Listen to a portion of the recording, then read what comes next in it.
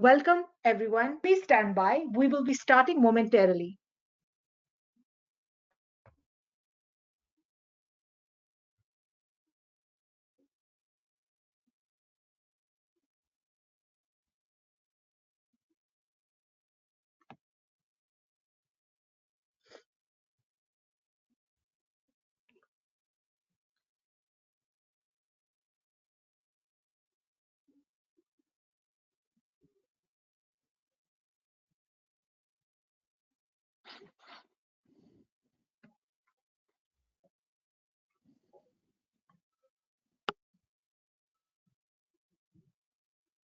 Srini, can I request you to start the recording? We'll go ahead and get started. I think people will join in maybe in the next 10, 20 seconds.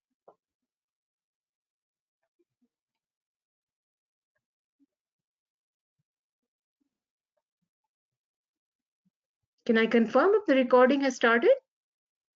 Yes. Okay. Good afternoon, everyone. Welcome and thank you for joining our webinar today. My name is Addy. I'm the Business Development Manager at databrackets, and I will be your host for today's event. I am joined by our Director, Srini Kolathur, and Scott Brown from Tangible Solutions, our partner for this webinar. Databrackets has been at the forefront of supporting businesses comply with HIPAA, SOC 2, ISO 27001, and other compliance certifications for over a decade. In our interactions with hundreds of clients, we have observed how they have coped with the inevitable realities of ransomware attacks, software malfunctions, extreme weather incidents, disturbances to essential services like electricity, internet, even terrorist attacks. How you manage adversity, ensure data privacy, and business continuity is an integral part of security frameworks like HIPAA, SOC 2, ISO 27001, etc. This becomes even more critical when you are organizing, working, managing protected health information for your company or for an allied partner. In this webinar, we will be using business continuity and disaster recovery abbreviations. So you will hear BC and DR. And we're going to display solutions for you to meet these goals. Next slide, please.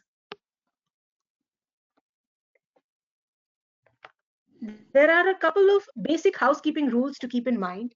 The webinar today will be approximately 45 minutes long, including a Q&A session at the end. All lines will be muted during the presentation. I encourage you to submit your questions as they come up.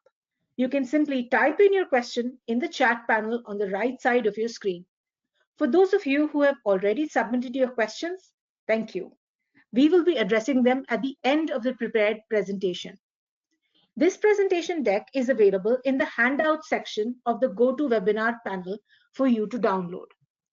We will be emailing you the link to the recorded webinar as well, and you can connect with us on social media via email or phone.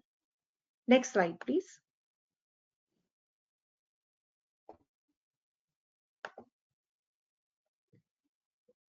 Srini, could you move to the next slide? Thank you. I'd like to begin with our disclaimer. This webinar has been provided for educational and informational purposes only and is not intended and should not be construed to constitute legal advice. Please consult your attorneys in connection with any fact-specific situation under federal law and the applicable state or local laws that may impose additional obligations on you and your company. Next slide, please.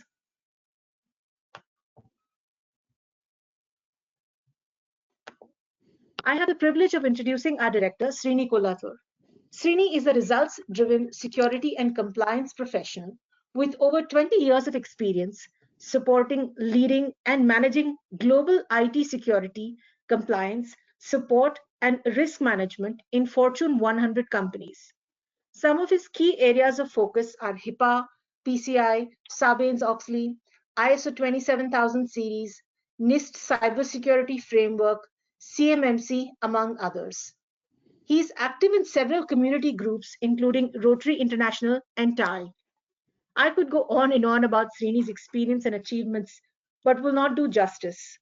Therefore, I hand it over to Srini, who can speak about his experience and the services offered at databrackets. Good morning, good afternoon, everyone. Thank you all for joining today's webinar. Very, very excited to be here. Just a quick background about data brackets. By the way, thank you, Aditi, for your kind introduction. Data brackets, actually, we are essentially an assessment shop. What we do is we do pretty much all type of data security and compliance work.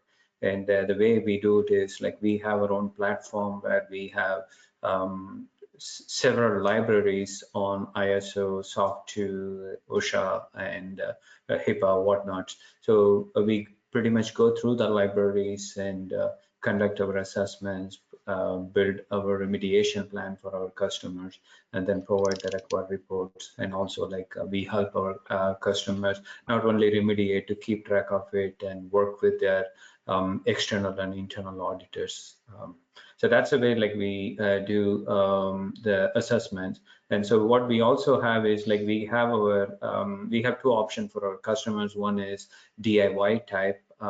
Customers who want to do their own assessment, they could do it. Even partners, MSPs, we white label our platform for that. And then for consulting, if you don't have any in-house expertise, then you could hire our certified consultants. We could come in and do our consultation in terms of your different business requirements and help you with that. The last one, the managed security, we recently launched this program because as we conducted a lot of these assessments, we figured some of these customers are especially small to medium-sized businesses are struggling with log monitoring and essentially the incident management procedures and whatnot. So we recently launched that service in partnership with ConnectWise. And so what we do is we essentially help you consolidate all your logs into a SIM platform, and then we have a 24/7 SOC monitoring service that kind of monitors all the key activities within your systems, and then depending on the issues, depending on the depending on some of the signals we receive, we kind of escalate that to our customers' IT team, or we kind of help mitigate some of those issues. So those are the key things. Apart from that, we also offer training and whatnot to our customer. So this is our service area, one of our popular services is HIPAA and high tech, and of course we do a lot of penetration testing. ISO, we are a certifying body for ISO 27001, and we also do SOC 2 readiness for our customers.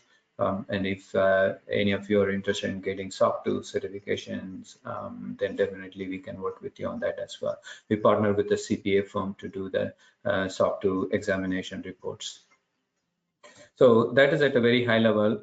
Of course, we do this. We do all of our assessment services and things with our certified consultants, and we are accredited by IAS and A2LA for some of our ISO standards like 17020 and 17021. So that's at a high level. And again, as I mentioned, we are bringing this webinar to you in partnership with Tangible Solution. We have Scott from Tangible. Probably, I will have Scott just talk a little bit about Tangible Solution and what kind of services they offer.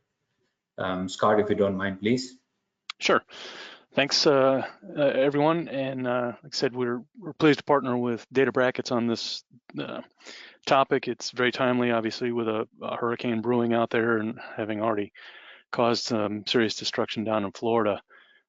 It's the reason why we try to do these things and bring education to customers and help you to be prepared in advance of these things. So, but real quickly, Tangible, some of you may know of us. We've been around since '94. Started out as kind of a systems integrator and evolved into the healthcare space. And at this point, we really specialize in organizing, processing, and transporting healthcare data, whether that's via your EHR system or doing quality reporting or connecting to HIEs, CINs. We don't believe in one-size-fits-all solutions. We sit down, listen to what your needs are, and really try to craft out a solution that's specific to what your needs are, and go from there instead of trying to shoehorn sort of something off the shelf. And finally, excellent customer service is really the cornerstone of our mission. So we're here to work and help with customers, make sure that they succeed, and through their success that we succeed. So in a nutshell, that's what we do. Back to you, Srini. Yeah, thank you, Scott. Thanks for the background. And as Scott mentioned, probably this topic is very timely, and our thoughts and prayers are with the community who are impacted by this hurricane. But maybe what we thought, like, we will start off with this discussion webinar is to give you some real-time examples of why we all need to think about business continuity. And as you all know, a lot of these, some incidents which are supposed to be happening less frequently are happening more frequently these days. I think like everybody agrees with that. And so what we thought, like, maybe we'll share some of the real-time example. In fact, like Scott wanted to share this with the audience today. Like maybe Scott, if you can just give a little bit background in terms of the incident that happened probably a couple of years ago, I guess. Yeah, actually, it's been 6 years now ago, but it's a man-made disaster, interestingly enough, of a flood. But quickly, Monday morning in early March in 2016, myself and one of my colleagues arrived at the same time to come into work on a Monday morning. And lo and behold, opened the door to the office building and discovered that there is water dripping down from upstairs. And our offices are in a two-story building, and we are on the second floor. So I quickly realized we had a problem in our office space. So went trudging up the soaked stairway and worked to get into the office building, and finally made my way in by the break room, which is where the source of the problem was. And lo and behold, a pipe had burst and had flooded our entire office space.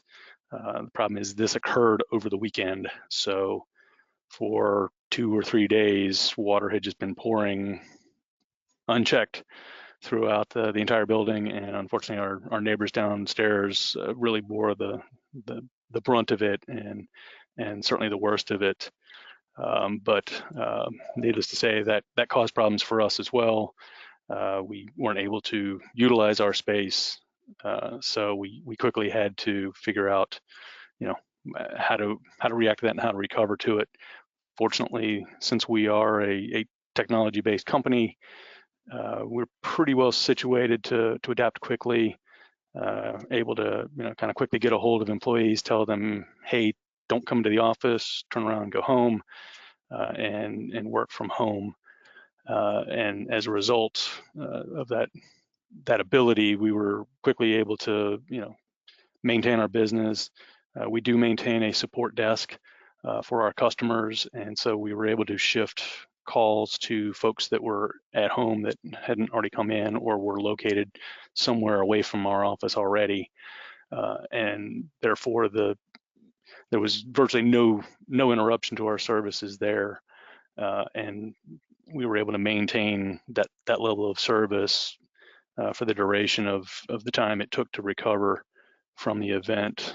Ultimately, it took 8 months for us to finally get back into our office space and resume the traditional work model. But I don't know that any of our customers, or very few of our customers, were even aware that the event had occurred. So it provided some lessons for us to kind of reaffirm and check. Obviously, one, having a disaster recovery plan available, things like having your insurance information readily available is definitely crucial, and having resources available, whether that's a disaster recovery, a response team that you can call upon. Those are definitely lifesavers, because we were certainly not in a position to understand, what do we need to do? Who do you call? How do you get water cleaned out of your office and whatnot? So In our case, the association that our office is located within, they had that information readily available, so they were able to call in a team to quickly come respond, and within, I'd say, 2 hours, there were people in our office, literally soaking up water and starting to dry out our offices. So, just amazing how quick things can come together, but you do need to have ahead of time kind of some semblance of a plan. It's not possible certainly to figure out every potential and eventuality, but sitting down and thinking about some of these things can help lead to a faster response. So ultimately, all worked out. We're back in our offices and learned that lesson and have enhanced our plan from those lessons that we learned. So that's that. Thanks, Scott. Thanks for sharing your experience. And again, folks, the reason we are sharing some of these lessons is, like we don't need to learn this again, right? So again, like I wanted to give one more example of one of our customers. As you all know, like ransomware attacks are happening everywhere. Everybody you talk to in the industry, especially in the technology space, they will share with you a few examples of what's happening with the ransomware attacks and what is being requested and stuff. So one of our customers, incidentally, they happen to be in Florida as well, and their web server got hacked, and like they all thought like web server is just hosting their website information, and they didn't lose much, right? That's what they thought. But then, as you all know, most of this incident that occurs in like some perimeter area, and then like people find a way to hop into your core network and core system. So that's what happened in this case, and the folks were able to get into the on-prem server that was hosting all the patient data in their core EHR system. They were able to get in and then completely lock the server up and then ask for money. And finally, the customer decided to go to their backup. And again, as you all know, if you don't test your backup, most of the cases recovering is going to be a little bit challenged, and that's what happened. So they were not able to really recover their full data, and they had to fall back like a couple of months before, and then like re-enter all the data and then restore it. You could imagine and the effort involved, the cost involved, and the disturbance to your the core customer base, which is patients, and then of course the reputation loss and whatnot. So these are like I'm pretty sure like all of you have some good examples also with respect to some of these things that are happening, the disaster and the unplanned events and whatnot. So the idea here is we can control only so many things. September being a disaster preparedness month, so we are presenting this webinar assuming that like we cannot prevent some of this disaster, right? Like we can only prepare for it, and that is a very idea of our webinar today in terms of what is that you need to be looking at as a business, and how do you go about identifying the key data that you're storing, and how do you need to be restoring and whatnot. So if you could see like why do you need a contingency plan here, like obviously we talked about a few examples, ransomware attack, security, that is like one of the biggest thing now. So definitely if you have been being attacked already, either you have already been attacked, you don't know that, or like you're going to be pretty soon attacked, right? So no matter how big you are, like whether it's a small company or medium sized company or large company, right? So that's all going to happen. And then of course natural disaster, we don't need to talk about that a lot, we already know that. And then some of these incidents, as I mentioned earlier, like they are supposed to be, the probability of them occurring is really, really low.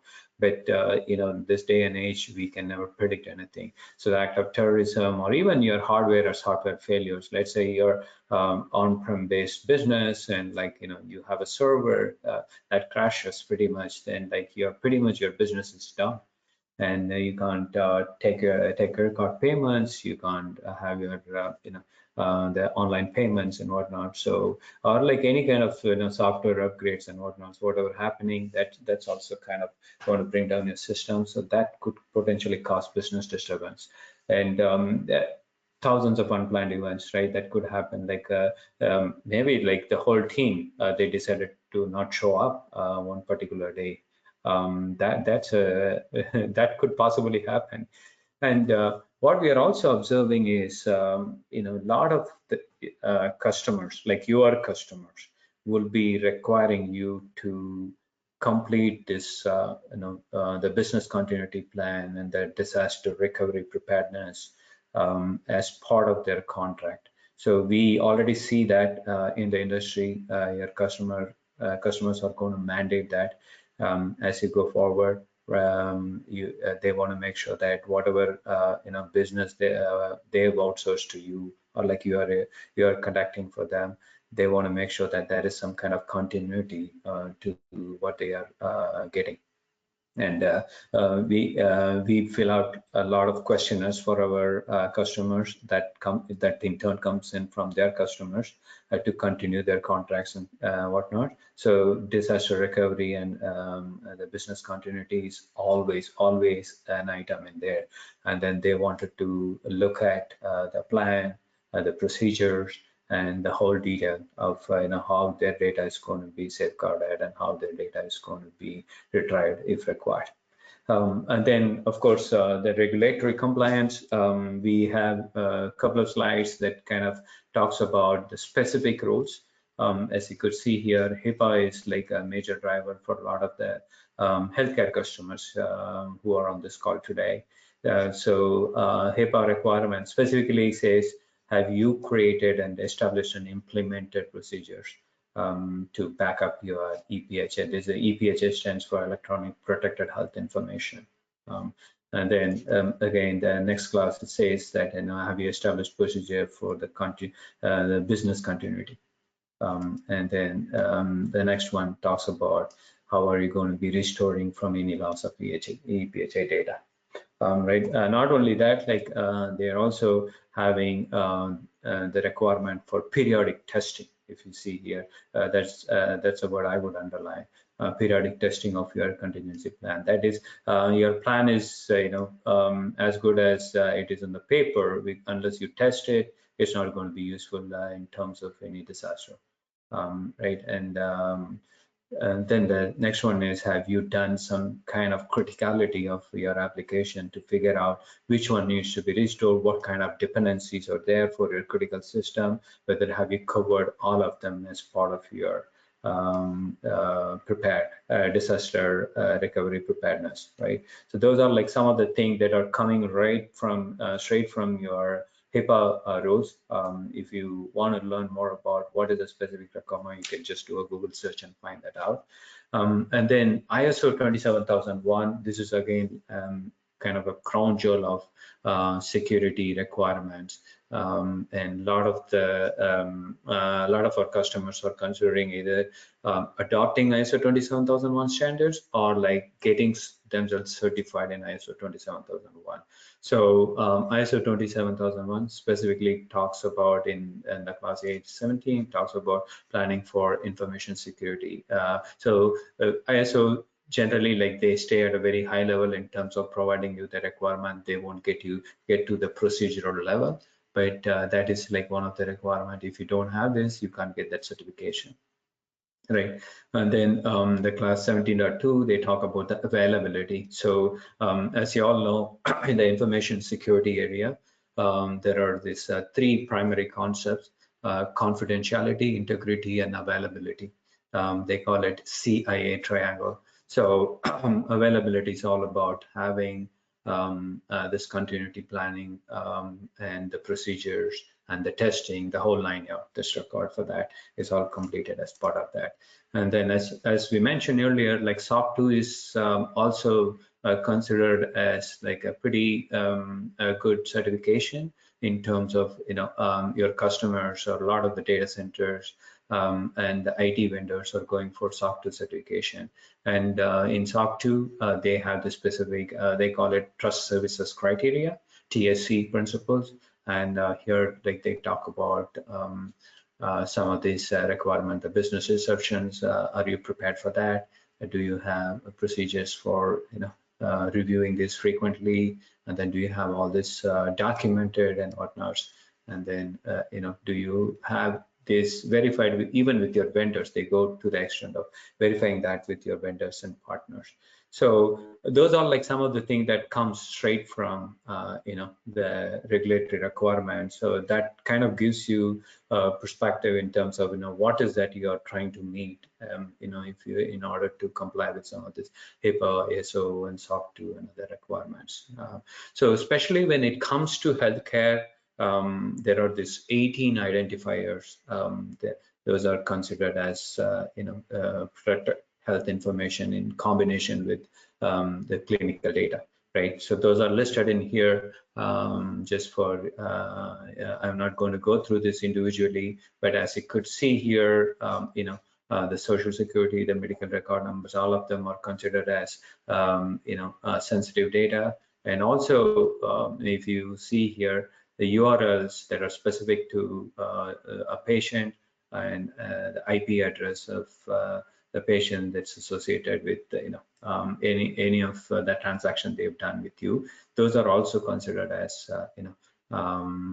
sensitive data when it comes to healthcare. So this is primarily the focus of your effort when it comes to planning for business continuity and disaster recovery. You want to make sure anywhere, like you store this 18 identifiers in your data, any type of applications, any type of systems, even your phone and whatnot, then they are all going to be in scope for your planning and for your building the procedures and for your testing and things.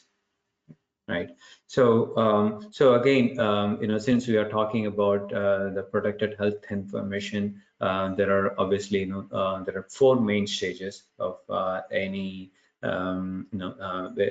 starting from collecting this PHI to doing the transmission from point A to point B and processing this internally, and then storage of this information. So you want to, as you are planning to build a good and solid business continuity plan, you want to look at all these different stages, right? So we have a more detailed architecture diagram where we talk about, the different, like say, if you have a small clinic or a decent sized facility, of course, you will be collecting a lot of this information from your front desk admin, and who will be collecting it in through different end devices, and then that gets transmitted using your wireless or like wired network and stuff, and that goes into your backend system where all this information eventually gets stored in some kind of a database.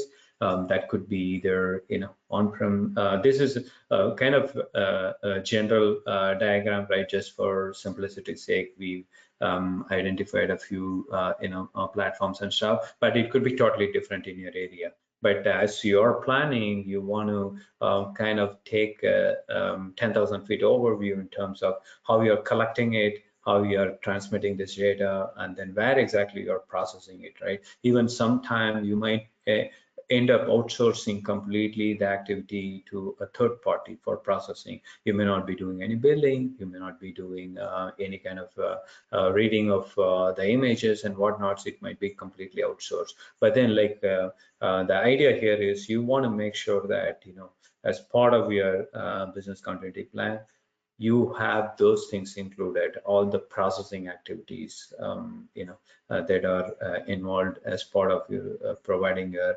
the business transactions and whatnot, so the service, right? So all those things needs to be included. Of course, like in terms of the other, the transportation, other things like, you could have like different devices, different systems connecting and then accessing the data and things. So you want to consider those things if you're storing the data locally on those devices, right? So for example, mobile phone, you're downloading something, and then like protecting the data is going to be important, because like if you want to restore it, of course you need to have backup of that information. And then there are a lot of IoT devices that are coming in the healthcare space now, and then you want to make sure that if you're storing any of that information with the at the patient side or like wherever it is, like you want to make sure that like those things are also considered as part of your scoping exercise and whatnot, right? This is so we are going to talk about backup a little bit, because the core part of business continuity is all about identifying the scope and then making sure the data is all backed up properly, just in case if something has to happen. Going back to all our examples and some of the reasons for having a contingency plan, most of these things you can remediate by having a proper backup, validated backup, and a copy of a backup that's immediately available for you for restoring, right? So that's the way the whole thing works. And then this example, again, as I mentioned, you may not have somewhat similar setup, but the main thing that you need to keep in mind is, from this slide, so you have the primary copy and also a copy of your primary backup, right? The replication happens, and then there's a secondary data center that kind of capture this information, so that if the primary goes down for some reason because of a hurricane situation or whatnot, and then like you have the secondary center that kind of takes over. And so that's the main thing that you need to keep in mind as you are going through this. And so let's dive deep into what exactly is involved in this planning. We've been talking about building a good plan in terms of first identifying the inventory of things that you have within your environment, going back to our architecture diagram. So you need to know like how you are collecting, storing, processing, and then transferring the data. So that if you have that picture, then you will pretty soon be able to build a solid inventory that will pretty much drive the rest of the planning exercise, right? So once you have the inventory, it doesn't need to be fancy. You don't need to have an automated tool to go and identify all the devices that are connected to your network and other places. So it could be a simple spreadsheet. We've got several templates, just to let you know, several template on all the things that we're going to be talking about or been talking about. So we will be happy to share that with you. If you have any specific template that you are interested in, please email us. And I think like we do have our email ID info@databrackets.com here. So email us and we'll be happy to share that information with you. And then the second step is the business impact analysis. We do have a slide in terms of what is really involved in a business impact analysis. So essentially the concept there is, let's say you have an impact to a particular part of your business or the whole part of your business, the entire business. What is going to be impacted, and what kind of systems need to be recovered or restored, and how can you essentially the objective is to be able to bring your business back to operation as soon as possible, right? So that's what this exercise helps you to identify. So identify the criticality, identify what is really the requirement from your business leaders in terms of restoring some of the services, right? So you providing several different services, and you say, okay, so if you're impacted by some of this disaster, then like you say, okay, I'm going to shut down all the rest of the things. I'm just going to be doing, activity 1 and 2. Right. So that is what the business impact analysis kind of helps you to provide that. And then obviously prioritizing is part of, the whole thing. And then coming up with your planning, testing, and documentation. Those are all kind of called as tabletop exercise. Essentially. So if I'm going to skip one more slide, and as you could see here, like the planning stage of it, and then documenting is those things. Essentially, what you're going to be doing is going to have a serious discussion with your, let's say if you're a small company or a big company, depending on the stakeholders, you're going to have a separate discussion to figure out, who's going to be doing what, especially if there is some kind of a disaster. And then like, how are you going to be coordinating some of these efforts? Are you going to be having some kind of an online based system to coordinate all these things, or like a team or Slack and whatnot? And then how you are going to assign, or like, are you going to designate some kind of SMEs for each of those activities, for your billing, for your clinical activities, or for your other business administration and stuff? And then what are like some of the critical system that you need to have in place to provide that operation, continue your operation, business operation. Those are the things that you will discuss essentially. Tabletop, as you could imagine, like it's nothing you're going to be doing, executing it as part of this exercise. You're going to be discussing and then looking at different scenarios and then figuring out how you need to be handling some of these things, right? And then so there are, in certain cases, I think like the last bullet point is the most important one. Cross training is very important, because like if you are dependent on only one person, if that person is not able to show up during your recovery exercise, then like you're toast, right? So that's why the cross training and documenting the more specialized activities is very, very important. And so I'm going to again go back to the earlier slide. So one of the things you will hear a lot as part of your planning, business continuity planning, is the business impact analysis. So as you could see here, this is a copy from ready.gov. So they have a pretty nice template as well, as part of preparing your business impact analysis and thing.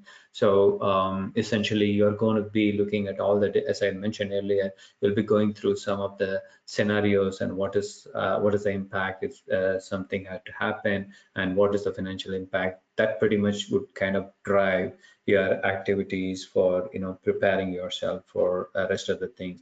And again, like they have some guidance in terms of how long a particular interruption could be in place. Say, for example, if you don't pick up your main desk phones for an hour or so, probably that's not going to be a big deal. So there's some of those prioritization and other things that has to happen by discussing with your team and figuring out what needs to be what is that allowed, and what kind of the recovery time and recovery objective and other things that we will talk shortly about is all need to be planned, right? So that's the way the business impact analysis thing works. And then the next like some of the key consideration, as you guys are thinking about the backup and other things that we already talked about, is the most important concept is the RPO and RTO. So recovery point objective, basically, let's say if something happens, how much of data you could potentially lose. Going back to our ransomware example, they were not able to recover the data up to point in time. So they need to go back a few weeks back with the valid, that had the valid backup, and then restore it and then re-enter the data.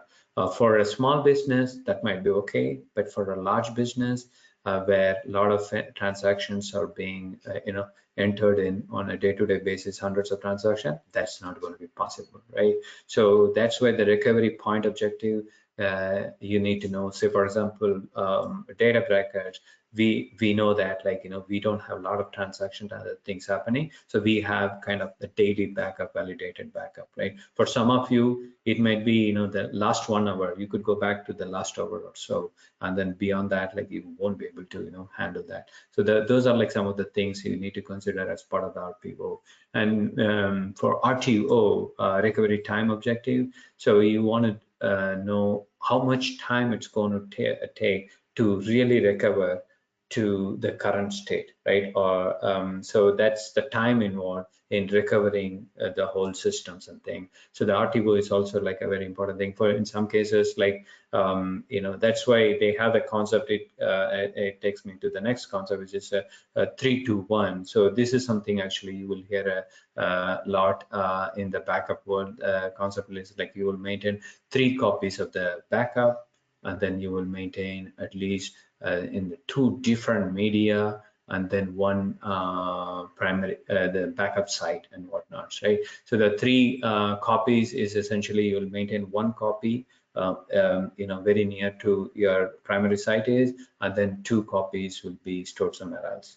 And then the 2 different media is like, 1 could be tape, 1 could be some sort of USB thumb drive or whatnots, and then 1 could be totally offsite and things. So that's the approach some people take to make sure that these backup copies and everything is maintained in different locations, and so that like they can fulfill the RTO requirement that they have come up with in as part of that planning.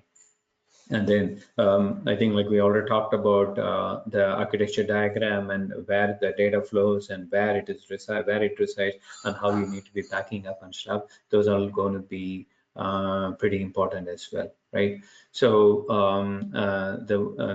this point, I consider the risk of relying solely on one solution. I think we already talked about it. So never ever rely on only one solution, right? So you obviously want to have a backup for backup, right? So just in case your backup doesn't work, then like how are you going to restore this thing? So we've seen that a lot in our this thing, right? So you have you don't back up your phone, and then like sometimes like you forget your PIN or whatever the access code, right? Then like pretty much like the data and the phone is gone.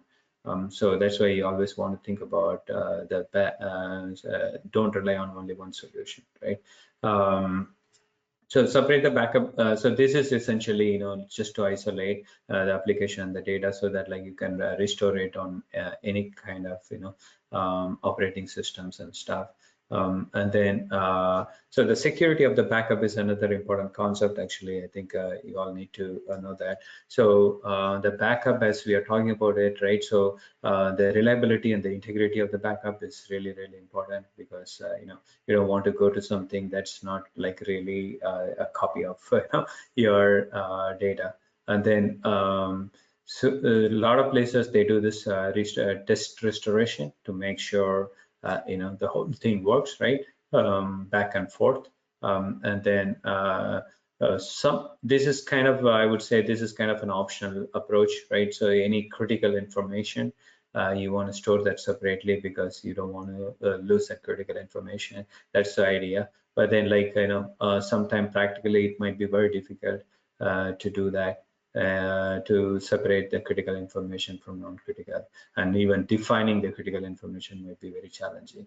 But then like if you see protecting the unauthorized modification, this is like kind of an important thing, goes back to the integrity of the data, right? So you don't want everybody to have access to your backup so that they can play around with it and things. And then this is something we already talked about it, having some alternate offsite locations where you store the data, so that even something happens to the primary, you'll be able to recover.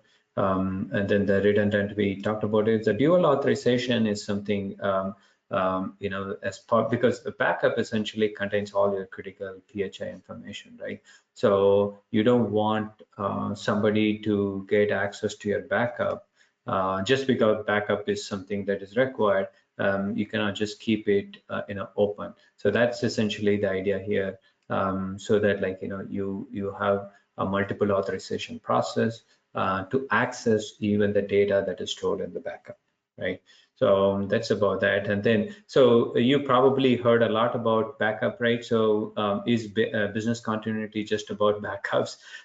Certainly not. Right, so the technology component that we are talking about has got the backup relevancy, but then like you also have your processes and your people, right? The whole thing makes your business run smoothly. So what you want to do is, like, as you're planning your business continuity and things, so you want to think about people. Say, for example, if your primary call center goes down, and how are you going to be handling, meaning like how are you going to be receiving the calls, and do you have some kind of alternate site, the people trained in your process and whatnot, right? The cross training and all the things that we talked about. And then here, with respect to the processes, again, like, you want to make sure that all your processes, key processes and things are documented, and documents are maintained in multiple form, right? So one is printed, one is online, and other ways, right? So that like people can get access to some of these things quickly when they don't have internet connection or power, right? So they can't even turn on their laptops to get access to. So that's where those are the things that you need to consider as you are planning for your business continuity and things. So we just wanted to there are a couple more slides. I know, like, I'm running over a little bit. Aditi, I will try to wrap it up in the next few minutes. So some of the trends that are happening in the business continuity area is, of course, a lot of our customers, they are trending more towards cloud-based backups, right? So the on-prem backups are things of the past, in my opinion. So cloud-based works out much better if you are going to be, having some secure way of storing this information and retrieving it with a good bandwidth. Obviously, it's going to be as good as having it on tape or like other form. So and a lot of the cyber liability insurance, if you don't have one already, so that is something you want to consider. If you most of the cyber liability insurance carriers, they are making MFA as a mandatory. One is to have the insurance that is, like, as we discussed earlier, you could do only so many things to prepare yourself, and still things happen. Right? So that's where the liability insurance comes in, and that helps you with at least some sort of covering the cost and other aspect of it. And then a lot of the SaaS-based vendor that you might be using, whether you're using Salesforce or Box or like Google OneDrive, Google Drive or OneDrive, Microsoft OneDrive. So they do have their code. They are responsible for backing up. So when you're using cloud-based vendors, there is a concept called shared responsibility. So make sure that your vendors are backing it up, and you are good to go, just in case if something happens, your data is still be restored. And that's going to be the key question when it comes to cloud-based vendors. And also, like, of late, like, we are seeing a lot of our customers are outsourcing their whole backup thing to third parties who will completely take care of managing all the backup medias and things, storing it in some offsite location, and bringing it back to you when it is required and stuff. Iron Mountain is like one of the big players in this market, and there are so many other players as well. Right. So this one is something that we wanted to make sure, like, we bring it up, because going back to our ransomware example and whatnot. As the attack happens, they try to, infect all the devices or the system that are connected to the main system where the attack is originally initiated, right? So backup copy, you don't want that to get corrupted with some of this attack. So you want to make sure that your backup systems is not connected with the primary system always, right? So we could understand one, maybe at the time of the backup, it needs to be connected, but then again, like you need to be thinking about how you can isolate the backup system from the primary network. So that way, like you kind of create that air gap. And so the systems, if your backup copy is infected, then like your a primary solution is all not going to work. So you want to think about that definitely for sure as you are building some of this plans and the strategy and the designs, right? Key takeaways for you if you are considering the business continuity planning and the disaster recovery. Definitely you need to have a plan. You would have some sort of plan. Please review that, and it's better to have something than nothing, right? So as I mentioned earlier, if you want to have some kind of a sample document to get started with, feel free to reach out to us. The plan is, as I mentioned, test your plan early enough and test your plan more frequently, at least annually is what like is recommended. And then leverage the cloud services wherever applicable, because that kind of eliminates a lot of your liabilities and responsibilities from your end, and it transfers that to the cloud provider. So when it comes to backup, or whether it comes to even core applications and things, so consider cloud services versus your on-prem services and thing. So we also do have a blog published recently on how to select vendors in some of these areas and how do you engage them and things. So feel free to go through the blog, and it is a hyperlink.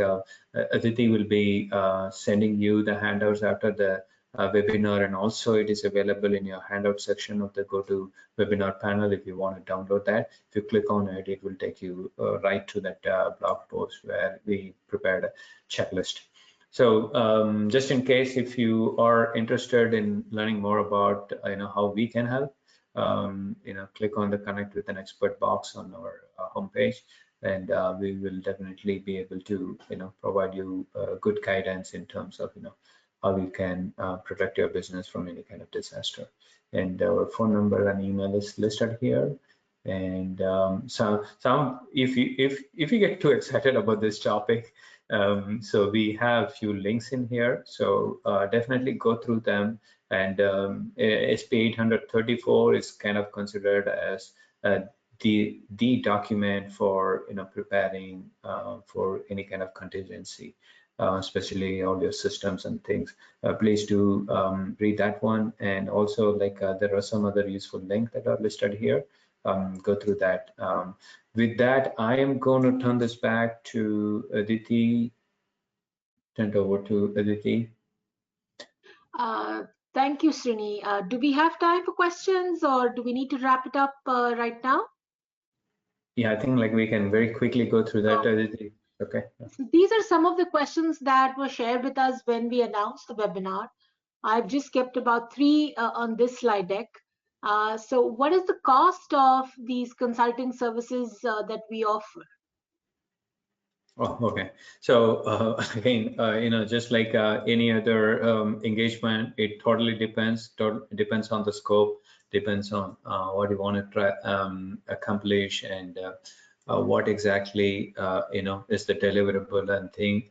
It could vary, but again, as I said, we use certain standards and the frameworks for making sure you are ready for any kind of disaster or building your business continuity resiliency. So it all depends. I don't know whether we can give any specific number, Aditi. Sorry. I don't know whether that helped.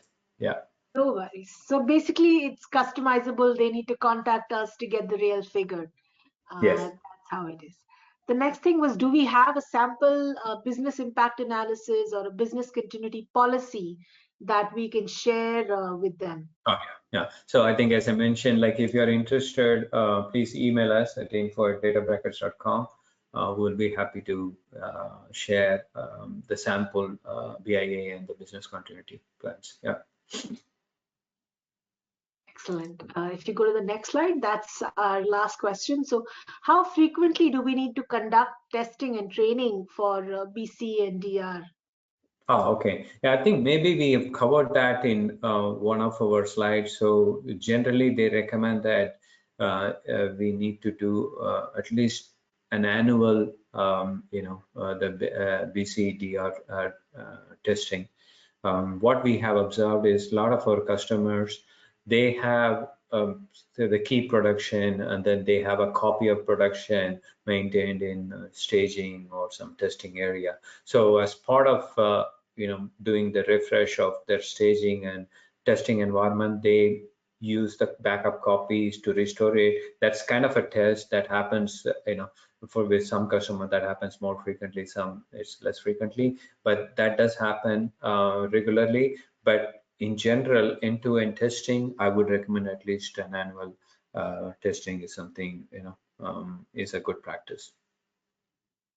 Thank you, Srini. That brings us to the end of the Q&A section. Could you move to the next slide, please? Sure.